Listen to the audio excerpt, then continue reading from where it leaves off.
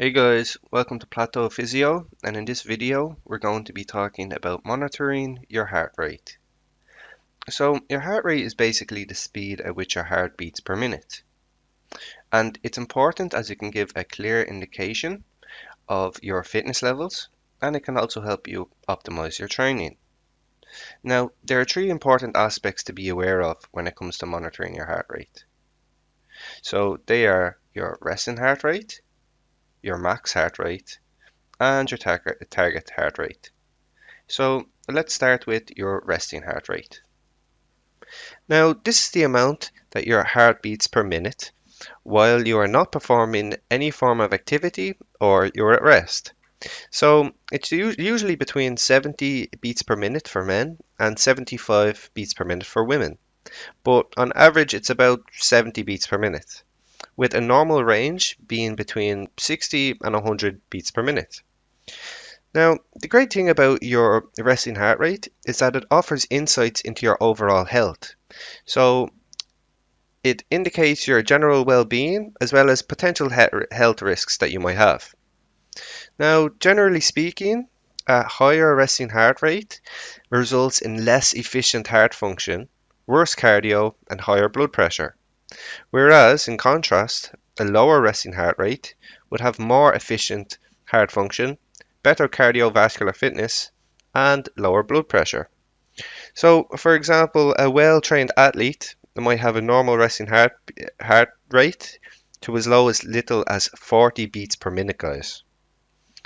However, make sure to consult your doctor if you've got a resting heart rate that is above 100 beats per minute, or on the other side, if you're not a well trained athlete and your resting heart rate is below 60 beats per minute, especially if you've got other signs or symptoms such as fainting, dizziness, or shortness of breath.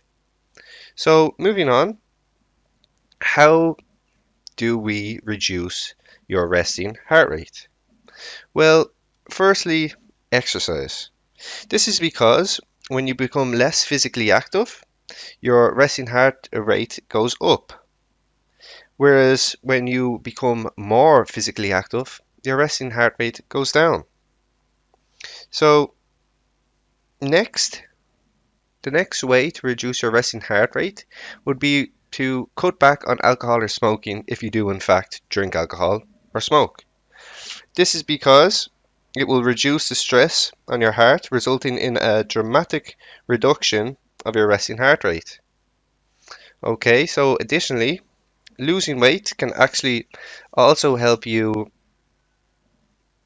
reduce your resting heart rate if if you do in fact need to lose weight. And this is because the larger the body, the more the heart must work to supply it with blood. So consequently, losing weight can help slow your resting heart rate. And finally, guys, reduce stress. So relaxation, tai chi, yoga, and exercise are all examples of ways to reduce your stress, and consequently, it can lower your resting heart rate over time. Secondly, we have our max heart rate, which is not a trainable attribute. So, what I mean by this, guys, is that if you increase or decrease your fitness levels, your max heart rate will stay the same regardless. Unlike your resting heart rate, as mentioned, that can decrease as a result of becoming more physically active. Now, you're probably thinking, well, does that mean that everyone has different max heart rates? Well, yes, it does. And this can actually be seen from the calculation as an example. So the calculation for your max heart rate is 220 minus your age. So let's take someone that's 35, for example. Now, a 35-year-old would have 185 max heart rate, or yeah, 185 beats per minute as our max heart rate. So this would be 220 minus 35 is how I got 185 beats per minute.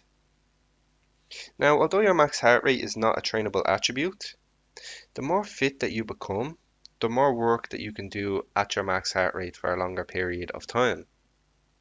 So this means you'll be biking, swimming, or running faster with improved fitness for a longer period of time. Now, lastly, we have your target heart rate. Now, guys, if you're looking to guarantee optimal calorie and fat burning during your workouts and also experience optimal fitness and performance improvement, this is where you want to aim for. So it's really a no-brainer, guys.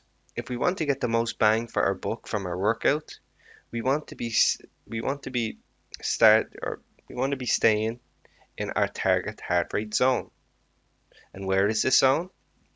Well, the zone is between 60 and 85% of your max heart rate. So let's do a bit of math, okay? Now, let's take the first calculation, so 220, and for simplicity's sake, let's keep the 35-year-old.